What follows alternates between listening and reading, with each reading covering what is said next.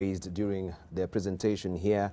We began with the Uhuru Houghton, who was elected to leave this morning because of the constitution of the panel. And we take cognizance of that as well and respect his decision this morning. But nonetheless, we continue the conversation apace. Just to pick out from where our panelists had left, I began with the Uhuru Houghton. We can actually pick some of the selling points that he raised, and we want to peg our thoughts on three aspects. Maybe political life of President Moi, also looking at the economy and the social pillar as well. So that will aid also just to move swiftly and seamlessly with our discussion. We can begin from that arena, the political scene as well, because many people, and off camera, you alluded to what Mutuma Matthew has actually written today in the Daily Nation, in his column, regarding, also the media, the way we are spewing just the good and you're not showing the bad. So we need to talk about the rough, or take the rough with the smooth as well, about his leadership. And, even with the previous panelists that we've had here, they've been saying, oh, in African culture, we cannot talk of ill of someone who's actually really passed on. And I don't know if all of you subscribe to that particular thought. Maybe we can begin from there. So let's just look at the political scenario that we're in during Moi's regime. So once he took over from, the first president of Kenya, Mzee Jomo Kenyatta. Uhuru Houghton talked about the managing your exit. It is how you also manage your exit. Do you have a smooth transition of power? I don't know what was your assessment during that particular time. Maybe you can hear from Professor Ayiro. Thank you very much. Yes, every time you look at President Moi, the political picture brings him out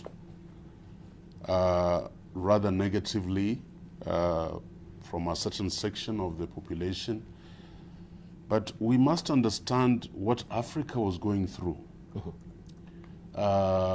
We must understand that Africa was a fragile continent. There were military coups every other day, and civil strife.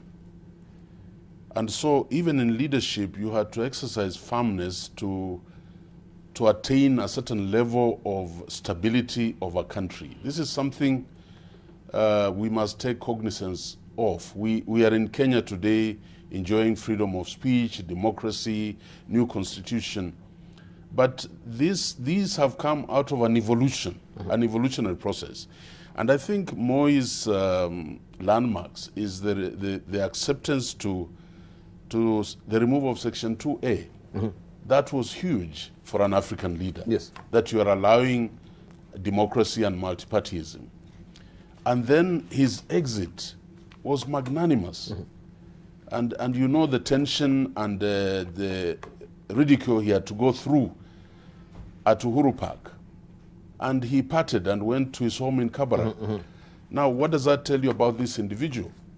There were certain attributes that perhaps enabled him to rule this country.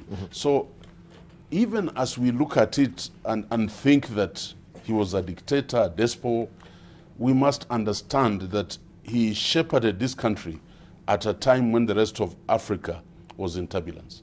Yeah. All right, so you mentioned also the issue of sarcasm, wit on the podium, which maybe he never really, exhibited. You said he was not really an elaborate communicator, but he had a charming humor. Yes. How important is this when we have a whole, collection of attributes of a leader? Yeah. The place of charisma. Yes. How pivotal is it for a leader? I think, if you asked me, that was Moi's most powerful attribute. He would be in Nyayo Stadium and say, but I hear people talking. But Kanu ina wenyewe, and he leaves it at that.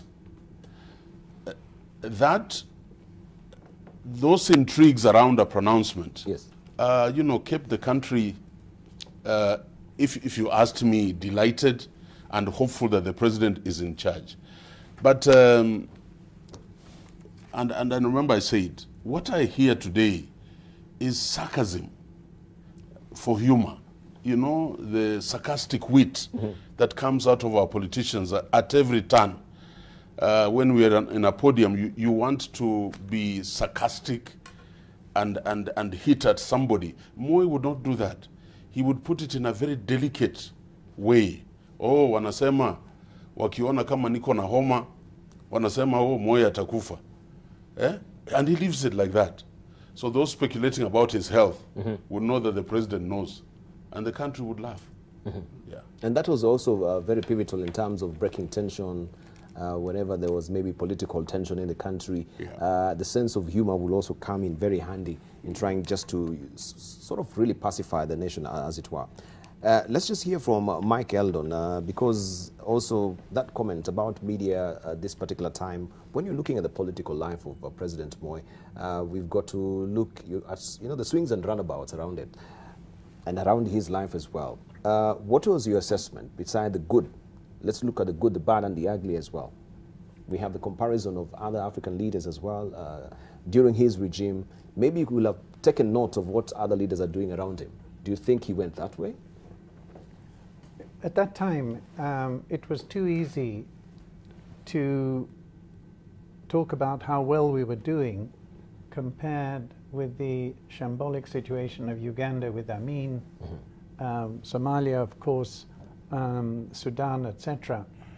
I've always felt in my time here, I got here in 1977, that we could have been doing better than we were, and that we should go beyond comparing ourselves to almost failed states. But it was difficult, and I agree with what you were saying. These were the times, and it would be entirely wrong for us today to assume everything about our world today as though it was the same then, in terms of social media or so many other things. Given all of these factors, with the benefit of hindsight now and the passing of years, I think we somewhat tame our anger within the time. Certainly, we've also been hearing now from people who were detained, who were tortured in Nyayo House, and we must not take away from what they went through. What we still don't know is the extent to which the president himself ordered it, favored it, knew about it. We don't know too much. He didn't prevent it. Was it preventable? Fred Goumont told us this week that without fear, you've had it. You have to have people fear you. I know when I arrived here in 1977 as a manager of an IT company, I was told that people needed to fear me. I rejected that. I think it was okay in my environment. I'm not sure at the national political level. Michuki, it seems, was feared more than most. Now we have Matiang'i Magoha, that stern parent type of leadership that in a country like Kenya, where people are so energetic and so free, unless there's a curtailment of impunity to do what they want, it's hard to take away from this school of thought that you need at least adequate fear with those who deserve to be afraid and not simply to be relaxed about their impunity. It's an awfully complicated issue because of the passage of time and because we don't know what we don't know about what was really going on. Right. Professor Galgalo raised the issue of the stabilizing fear, and you're talking about, not stabilizing figure, and talking about fear, and also we found also someone Baby really talking about connecting with the people. But looking at just the stature and the poise of President Moi, can you attest to the fact that he was truly a stabilizing figure, as just in himself? Because you students say, you know, looking at Moi, he was just power in itself. You know, he exuded, you know, confidence, exuded, you know, charisma, exuded that attribute of a leader. How pivotal is it then for you to be a stabilizing figure? Absolutely pivotal, particularly when you look at it in the context of the time. Let's face it, actually, when you look at even the transitions that we said he managed it well, and we owe it to him that we enjoyed a smooth and peaceful transition and all that. Look at it in the light of the context in which he had the opportunity to reign as the president for 24 years. Yes. When he first came in, President Moi did not have it easy. There were complexities, you know, even as a nation, we had complexities and threats and political pressures from all quarters, competing interests and all that. In the circumstances, and also remembering that everything, when you are a leader, you know, everything is your fault, so they say. And people in that sense, looking only at their interests, will tend to see only the bad and the ugly and overlook the good. But in your position, you've got to take leadership, you've got to take charge, you've got to show direction, and you've got to take decisions. And sometimes those decisions are hard and difficult. And in the circumstances, I'm afraid, they may be, and this is the political world as it is, they call it the dirty game. There would be losers, and there would be those who would gain. When we look at the complexities within which he was the top leader there, what he says and what you see at least he tries to do in terms of commitment that he would show, shows that he really passionately stood for one nation, one people, stable and peaceful country. And indeed, even the resistance to multipartyism, or allowing more space in terms of freedom of speech and all that, in the circumstances you can understand that the driving motive or the force behind the leader maybe saying this is the best way to go is the fear that this nation, as complex as it is, with all the divisions and all that, may easily fall apart if we go into tribal cocoons in the name of political parties and all that. With time, he weighs and sees what are the options. If this is the way they want to go, let's manage it the best way possible and still remain intact as a nation.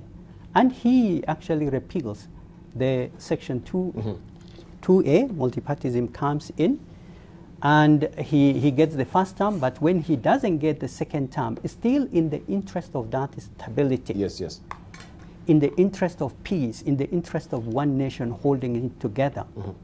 He actually sacrifices his own personal interests and says, well, Kenya is bigger than him, and he lets it go. And he goes home, even in that humiliation and all that.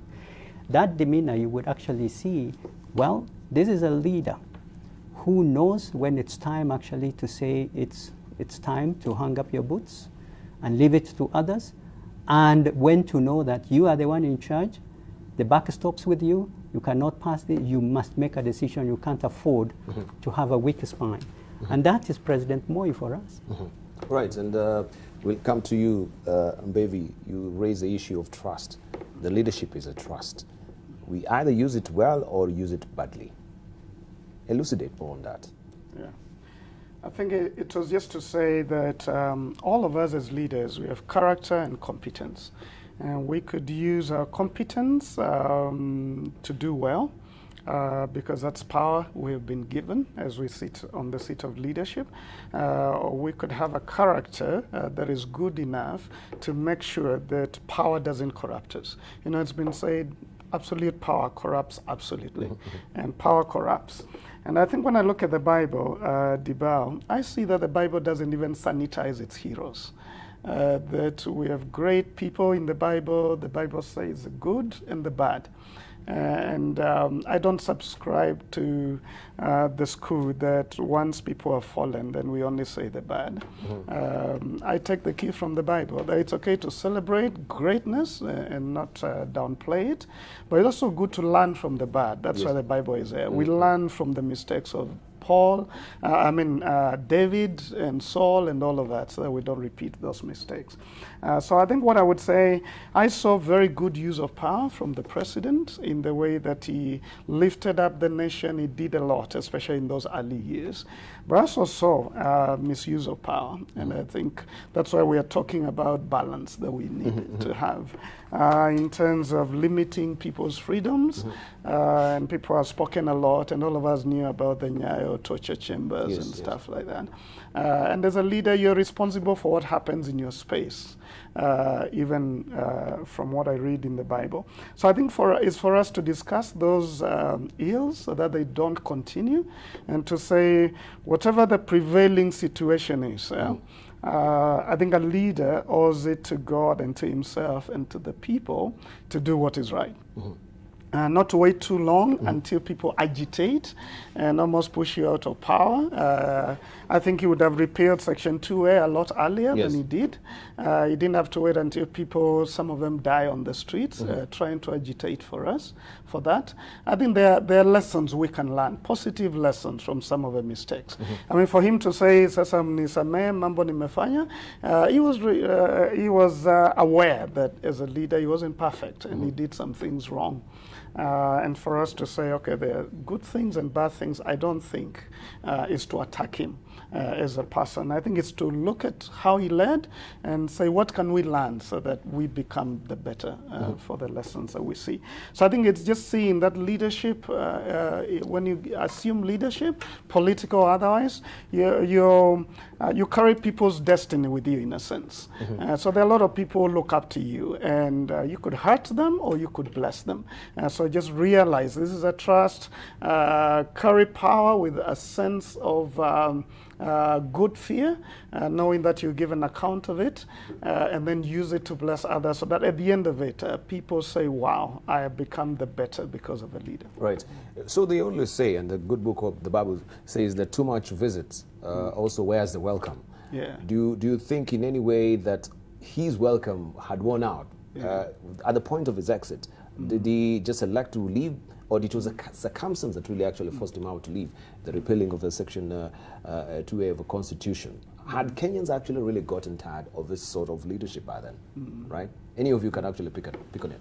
Yeah, first of all, as we get into this discussion, it's 24 years as a president is a very long time. It's a very long time. And the fact that I teach statistics, the fact that when I add up the positives and negatives, you get a balance that he gave it his best, tells you the magnitude of his leadership ability. It's a long time. Now, you know the apprehension African leaders had about exiting, because if you exited, you didn't know whether you'd live tomorrow. I think you must also put this into context. And those around you knew even more so that their lives were in danger, so they can't afford that you leave. Yeah, so they keep holding you into the house, and then you are also fearing the consequences. But I think, was it about us? If you asked me, no, this was about God. That timing was most appropriate, because we had evolved and our democracy had matured. So that when Moi exited, many people came in and said, no, leave him in peace, let him go and retire and rest. But a typical scenario 10 years earlier would have been many people baying for his blood, as it were. So we need to understand that. And Dibal, the other thing I want us to really emphasize on leadership is humility. Humility. Yeah, President Moi did not survive because he was an intellectual, because he was educated, because he was an economist. No, I think his greatest weapon was humility. But and therefore, can we bring that to Kenya today in our leadership? Do you see arrogance in our leadership? Imagine if we embraced the apron of humility. Yeah. Apron of humility, and you talked of authenticity, but also it brings to bear the question about your credentials as well. because him barely also just completed, being a primary school teacher, not having the PhDs and the degrees behind his name, he became the president of this particular country. Have we also, throughout time, there has been a debate about, it is not about your credentials and your academic. Of course, we don't really slide that away. It is important. But how do we uncouple, you know, intellectual vigor or maybe wisdom from matters academia? We've had so many Better leaders. ask the professors. The professors will tell us. Yeah, because we've had leaders here where the governors, they should be actually degree holders. We've had technocrats also in some of these ministries as well, but they've not been able to deliver. But look at the man with his idiosyncrasies, foibles, and all. He still delivered as a president of his country because he knew also that he needs to surround himself maybe with people who are well educated. Let's just talk about credentials and leadership. Yes, let's remember that there is a difference between education and schooling. You may go to school and get all the degrees to the highest level possible, but be very little educated in matters of life and wisdom, in ways and leadership and authenticity of life. So the wisdom of it does not necessarily come with the schooling. You may go through it and all that. We do have lots of people who have not gone through formal education, but they are educated in the way of life and touch lives, and they know what they know best because they apply wisdom and follow that. President Moi had his education in terms of schooling to the level that he reached, but definitely he had talents and skills that over time he nurtured and honed and became the best in what he did. And I think one of the hallmarks of leaders is to become the best that you can be in the things that you do. What was the context in which he worked? A politician, first and foremost. The nation leader is politician. And politics is not one of the easiest things to manage, particularly not in a country like Kenya, where we are divided at all levels and along so many different interests and divides. And in the circumstances, he applied wisdom to the best of his ability and knowledge. And I think there is a lot that we can learn from his wisdom there. It wasn't just for nothing that he's nicknamed the professor of politics, because he perfected the art in the way he does. And we look at him as though he had every power and omniscience of God to know everything that goes on in every part of this country. Let's give the man credit due to him. He's only human. We cannot be perfect. 24 years of reign is a long time, and if we make mistakes on daily basis as human beings, it would easily accumulate over that time. So if we are looking for the bad and the ugly, there would be plenty. But hey, who doesn't make mistakes? Look at the context in which we now work, the impunity, the corruption that is there. Maybe the Jermaine, the seed of it may go way back to even before his time and may have taken root during his time. But hasn't it gotten worse now and all that? He at least tried in what he could do and all that. So there are also other powers he had to contend with and all that. In the circumstances, he came out tops in terms of wisdom and how best to handle that in the situation. Right. Mike Eldon. Yeah, I think it's good to note on this question of leadership and schooling and education that he did well in school. He got very high marks, and he was made school captain. And that's why he was talent spotted to go on to further opportunities and then be picked out to take increasing responsibilities over time. But I want to go back to your question about, had he gone past his sell-by date? Should he have withdrawn sooner? And I remember 2003 when Kibaki came in, and the shout was, everything is possible without Moi. And before then, whilst Moi was still in State House, we put together these scenarios for Kenya, from the most pessimistic to the most optimistic. And the most pessimistic was the El Nino, where there would be neither political nor economic reform. And the most optimistic was the flying geese, where both were there, and we had aligned energies, such as with flying geese, as I've referred to often on this program. And we thought that when Kibaki came in, we were reaching flying geese. But it turned out not to be the case, because whilst there was a lot of economic reform much needed, there wasn't enough political reform, and it took us to 2008 post-electoral violence. But it's very difficult, as I keep saying, this stability that Moi brought. I remember often being increasingly frustrated as I heard this word stability, because it implied an absence of agility. It implied being stuck. It implied not looking for new cheese. And it's a sort of very conservative view of life. I was quite involved with some of the dream team that Moi was forced to bring in very reluctantly. And they were the innovators. They were the agile ones trying to sort things out. It was very difficult for them. And most of them ended up learning on the 1 o'clock news that they'd gone. So these were the less beautiful aspects. But as we come back to this easy condemnation, Enoch Powell, that dreadful British politician, racist, I think one of his best sayings was, all political lives end in failure. And I talked about 3 recent British prime ministers.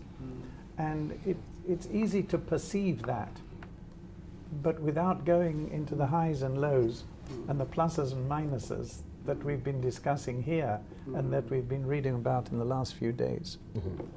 Right. Someone, Davy. Maybe just a quick addition to that. I love the lesson we can learn from this discussion. There is a leader, you have your abilities, and I think he had political abilities. He was definitely a professor of politics, but also to learn that you could bring in, like he eventually did, what you've just mentioned, the dream team. That I think the humility of a leader is to grow to a place where you say, you realize you don't know everything, and you need other people. That's why you work with a team. So that they complement you in the things that you need. It was a desperate situation. Yeah, it was, and it could have been done earlier.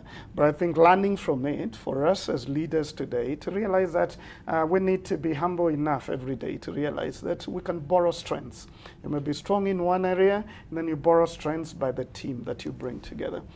So for us, just to understand that. Lastly, just to say, I think there were a lot of dreams that Kenyans have had and had during the Moi era. And I think there's a lot of just stirring up of possibilities. We say a lot that at some point we were at par with South Korea and Singapore and a few other nations. We had grown to a good place. And one can only wish we had continued in that path.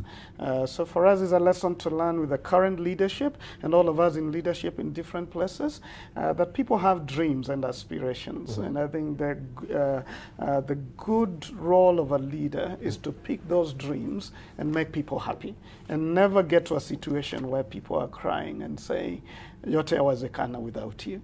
I think it's for us to play our best and trust God to help us. So by the time we leave, we feel like we have done our best. Right. Let's pick up the aspect of symbolism, which is very key. And Professor Ayiro, you raised this, and you alluded to the fact that he had his quintessential rungu. This was sort of Moses with the rod, or the Psalms 23, yeah? The rod and thy staff, they comfort me. How pivotal is it that you, for a leader, you should surround yourself with a philosophy? Because I think that was a driving factor. Once we saw the rungu, we knew, yes, at least everything is in control. He's having his rungu. Everything is in control in terms of philosophy. This is a guiding, guiding, so to speak, guiding post for a nation. Peace, love, and unity. And I spoke of this repeatedly to remind Kenyans we should be peaceful. We should be, fostering for unity and peace in the country. And we always remember this when we had him from, you know, giving his speeches wherever he went in the country. Symbolism. Yeah, thank you. I think symbolism reinforced the Nyayo era, and I had opportunity on occasions he would come to school, or I would go to brief him on the school, and his philosophy was embedded in the Bible. That's what people don't realize. Love, from the book of Corinthians 13, love is patient. Love is caring. Yes. Love is not envious. Love is not stubborn. So as he sang to us, love, peace, and unity, Yes. that was his stuff that we talk of in Psalm 23. So that would then comfort and reassure Kenyans that you have somebody who loves and cares and who wants everybody to do that. At that time, it was just a word. It was a word in the vogue. You know, everybody used to talk about peace, love, and unity. In fact, some people got irritated about it. But with the advantage of hindsight, that was the strongest philosophy because it was embedded in biblical teachings, which he, as one of our panelists has said, he stuck, and he had no shame in positioning himself as a Christian all the time. And then people wonder, but why was he doing all these other evil things that they talk about, the Nyayo chambers and all that? And really, I had a privilege to work very closely with the president, and I can't go beyond that. A lot of the circle a leader surrounds himself with can exploit situations to magnitudes you can't imagine as a leader yourself. And even those of us now in leadership positions, you really get surprised when you are told this has happened. And so that was Moi. But the road was deliberate. And again, this is biblical. That road is supposed to discipline you, is supposed to correct you, is supposed to push you to move faster, or even slow you down. So symbolism is critical. And even a nation, by the way, a nation is an amorphous entity. That's why our Kenyan flag is so important. Just that symbolism of the flag brings us together, rallies us together. Yes. When our marathoner becomes the first human being, that is symbolism. It holds us together. So I think in leadership, as we move forward as a country, let us strengthen positive symbolism to rally us together as we move forward. And even the death of His Excellency Daniel Toroitich Arap Moi should be a very strong symbolism. Yes. That our president can retire, live peacefully, and if when he goes away, we will give him a dignified send-off. That becomes our standard in terms of symbolism of treating leaders. Yeah, thank you. Thank you very much. So in terms of exiting, there is a very important aspect that also, I think it is today when the East African Court is going to make a ruling, and this is on the front page of the East African as well. We're talking about leaders around us, and Museveni also has been ruling for the longest time as well.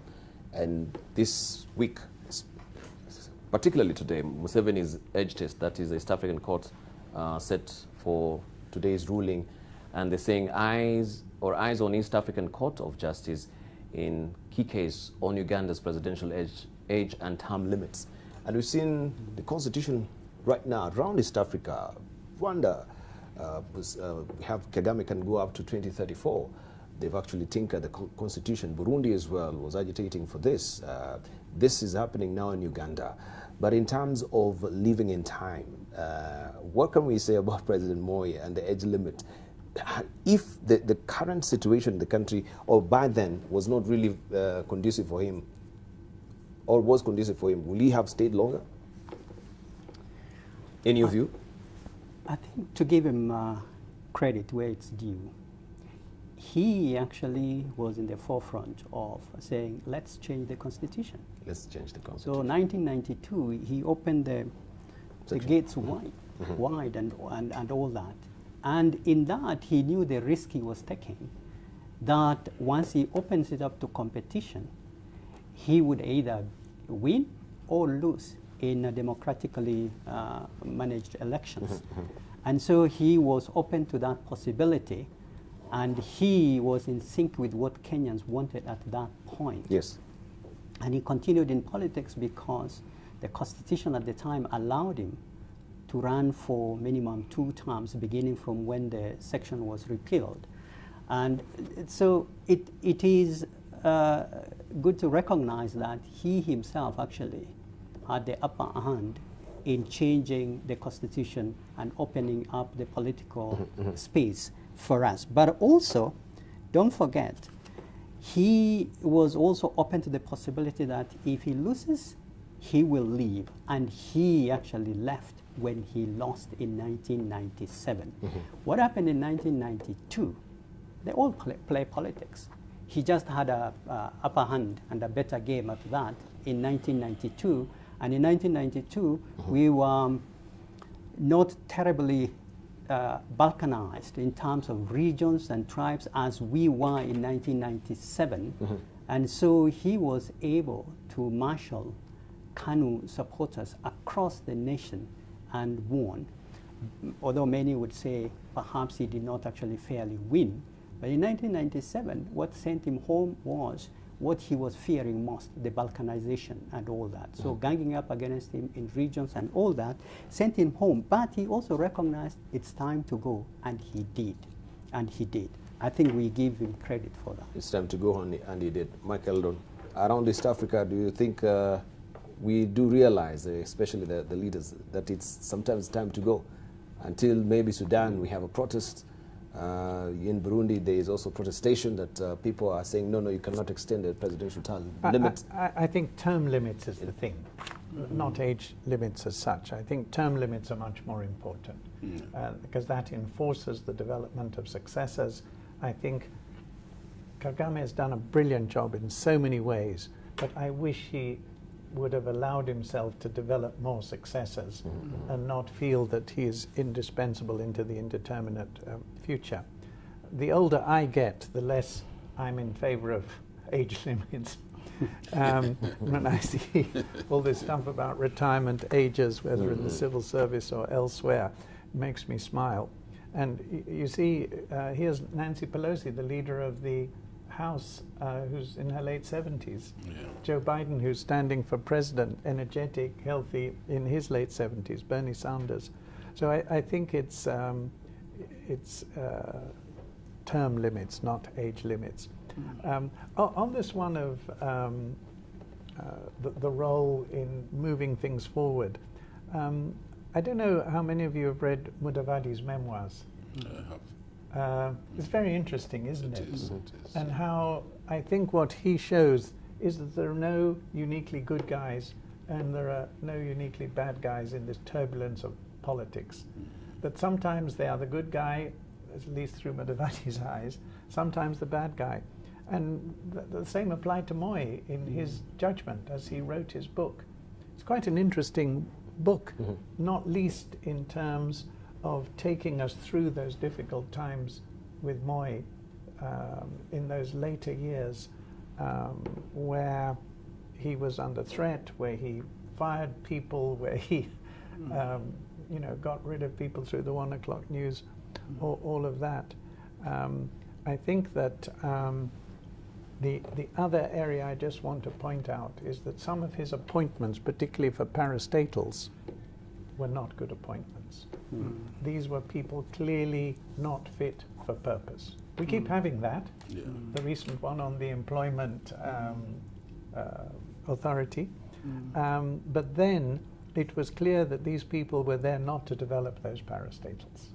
They were there for other reasons. And that was a less than positive judgment of a leader of appointing people who are neither schooled nor educated, except in fulfilling that covert purpose. Thank you. Maybe the little I could add on term limits. I think it's just to realize, I like what you said, that it's not about age limit, but time limit. I think having been a leader, and I think all of us are leaders in institutions, you get to realize after a while, if you stick around power for too long, then it corrupts you. So just having a limited time of exercising this and having a clear vision of what you want to do is really important for us as human beings, because we are broken people. And it's very easy to get too excited about power, consolidate a lot of control, and eventually use it for bad. But also, ideas run out. After a while, the dreams you had for the institution that you lead, they begin to run out. And it's always good to allow other people to come in so that they continue. So I really hope the trend in East Africa will reverse from where leaders are beginning to increase themselves time in office to just a sobriety of the wisdom of having a limited time. Lastly, just to say in comment to what you have said, I think politics is one of the most testing places of character. That yes, there are always dynamics of power that could very easily make you swing to the positive and to the negative. But I think from my understanding of leadership, that character is important, that you need certain convictions, that in spite of what you do, whether it's firmness or it's freeing people, that you do it out of convictions of blessing people. And I really believe that's a philosophy of Jesus, that in spite of your situation, circumstances, threats, and all of that, that the best of what God has put in you will allow that to come out, guided by the banks of true character, that you believe in justice and righteousness. In the Bible, over and over again, it talks about power and talks about the guardrails of power. It's justice and righteousness. Do what is right to the extent that you can, and do what is just and fair to other people. Right, we just left you a few minutes, and we want us all to maybe gravitate towards the economy, and we can couple that with the social pillar as well during his time. But during his tenure as well is when we had the aspect of IMF also pulling out, coming out with their own conditions as well. We had the structural adjustment programs, and we actually reaping the ripples effect of this since, you know, his regime as it is right now. How would you assess his economy? Just very briefly, you know, during his tenure, the economy, did it fare better? Did we fare better as Kenyans? Did we have food on the table, you know, clothes on our back roof over our heads as Kenyans? Were we happy? If maybe we had a barometer to measure the happy index as it is right now today, you took a survey of Kenyans, would you assess them to be, you know, happy people then? Professor Ayiro. Yeah, thank you very much. I think Moi, again, during his time, it wasn't about IMF and the SAPs. No, it was about the crumbling of the Berlin Wall. And now other attributes of working with nations came into play. Prior to that, we were a Western-oriented country. There was the socialist countries. So it was very easy for people to move along. But when the Berlin Wall came down, the Western world, and I'm being a little witty here, decided now to choose other variables. And I keep saying we need to give him credit, because still benchmark Kenya relative to the other African countries at that time. The shilling remained stable. We didn't have glamorous projects. Maybe perhaps we lived within our means. And the essentials of life at you know, Maslow's pyramid were met. People were able to get the essentials, shelter and food. Today, the masses are struggling. So can you judge him harshly over the economy? Time will tell. But I think given the circumstances and the SAPs and everything else, he still gave some semblance of economic stability compared to the other East African countries. Thank you. Professor Galgalo. Again, I think it is good to look at it in the context of the political ongoings at the time. 1990s, let's face it, was particularly very difficult economic years for Kenya. And those 1990s, you would realize that the president was more or less constantly preoccupied with managing the political affairs and going on in the country, with so much agitations going on, and the change of the constitution agitation and all that. I think it kept him too much on his toes. That economy did not get the attention that it deserved at the moment. And it took a beating. It suffered quite a bit. It's understandable, though, although it should not have actually happened. You know, when you are a farmer and you are engaged busy weeding off birds from taking your crops, you won't have much time actually to tend to the land and to fertilize and all that. So because of the circumstances in which he found himself, definitely we lost it. And the last years were particularly marked by collapsed infrastructure and shrinking economic space and opportunities, and employment just got way out of hand. And of course, there were international factors which also were at play, which did not make it easy for him. But let's face it, it was difficult. But I would still understand, in the face of political happenings at the time, nothing much would have been expected, unless a miracle. Right. On a very positive note, I think earlier part, I think into the late 80s, the economy was doing very well. And some of the things I think about is, you know, the Nyayo car. Do you remember the dreams that he had? Yes. You know, he tried the Nyayo car, eventually it didn't work out. But there was a lot of thinking about, we were doing pretty well those earlier days. He had put in place some thinking through what are some of the things we can begin to do. And you could see that there was a good intent to build this country, to get to where it's supposed to be. So I really laud some of those initiatives and thinking ideas. Right, but some of those ramifications that also maybe the decisions that were made then, the people that were tortured, still we are, you know, facing the ramifications of it.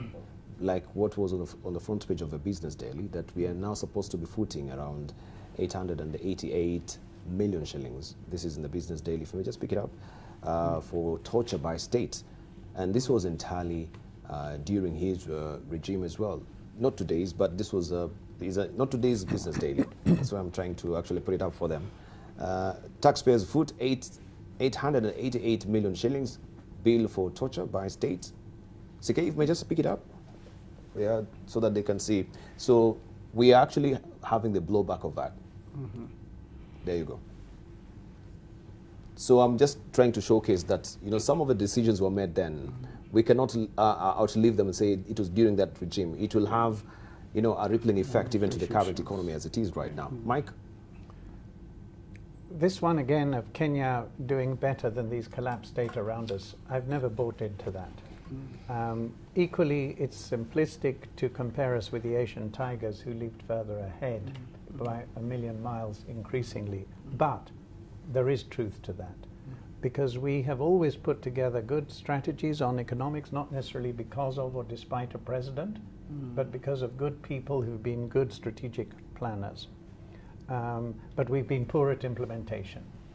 And even the much demonized structural adjustment programs. There are a lot of people who say that the idea was good, but we did a rotten job implementing it. We screwed it up. If we would have done it well, we would have been in a much better place.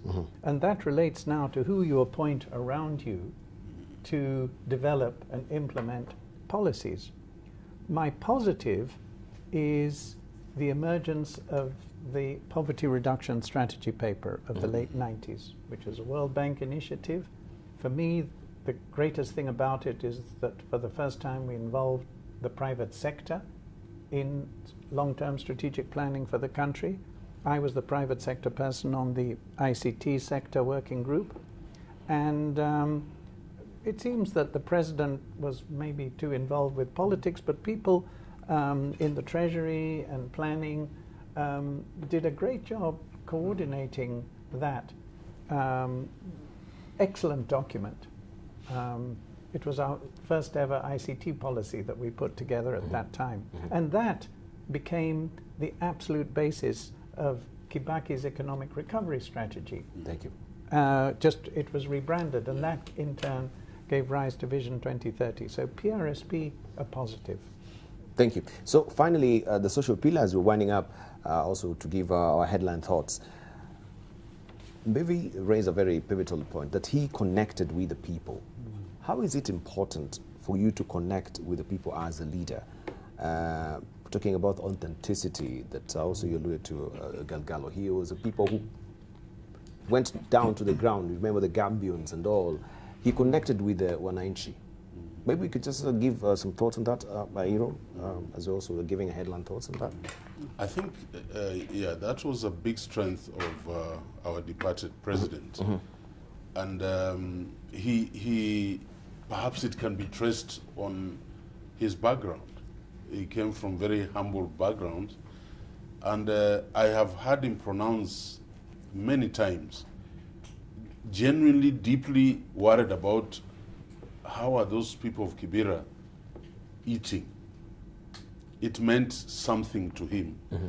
And so that enabled him to have this social connection. People said he was always everywhere in the country. Yes. But if you asked me, I translate that as wanting to be closer to the people. And at that time, the networks of media, social media, and communication networks were not as elaborate as today. So he would have to move around the country, but that made him real to the citizenry of this country. And it's a plus we can't take away from him. Thank you. Thank you. Professor? One thing that really stands out for me when I look back is those days we definitely are, as a nation, as a society, much more cohesive, like I said earlier, than we are now.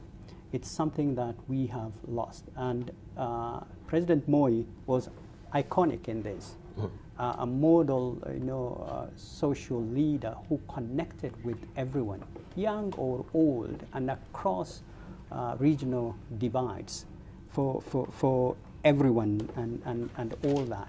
National schools those days really had a national look. And you go to a national school, you really feel part of this nation called Kenya.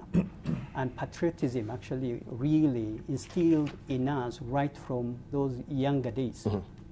And why? Because of this unifying figure of Moi, who we feel, even though in terms of, where he's placed, in terms of position or location where he could be, you felt his presence. Wherever you are out of, more or less, we talked of symbolism and all that. Kenya has these amazing, symbols of national unity and things that we put up on our walls and we sit under them. One of them is the portrait of the president and all that.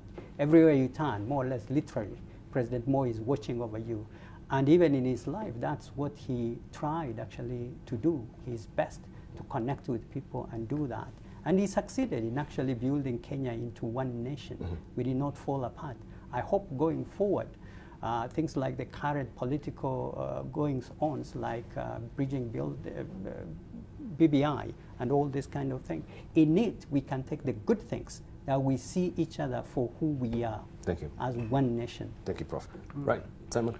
Maybe what I could add there, you asked about the power of connection. Yes. Leadership is influence. And I think you get to influence people if they trust you. The foundation of leadership is trust.